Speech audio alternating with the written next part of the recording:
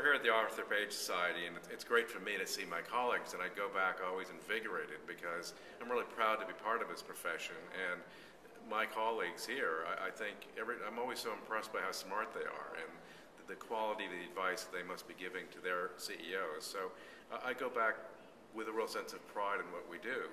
I think the problem is that first the outside world doesn't have a clue what we do. They see us as either publicity-driven, dealing with Lindsay Lohan or that kind of issue, or even within the corporate environment, a very media relations-driven process, which is really only one component of what we do. And I wish the world would understand our roles better. When I had clients and I would deal with a crisis, there was always this sort of yin-yang with lawyers in an appropriate, constructive way. But lawyers, their job is to protect the company, prevent information from getting out, save the debate until you get into litigation, and to avoid any kind of disclosure and acknowledgement of what went wrong. Whereas our position was always the opposite, which was to get it out there, to acknowledge what went wrong and try to move on. That seems to me a position that one should have real pride in advocating for.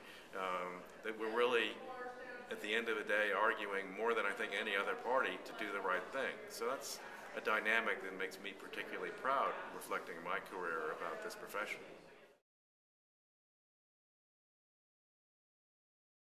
Well, it's really hard to identify the answer about how to make people better understand what we do and the importance of what we do. I think we really need to insist upon being at the table. When a company is facing a crisis, communications people need to be at that table with the CEO and the COO and the general counsel and others. And if we're not, we probably ought to move on and find an environment where we are at that table.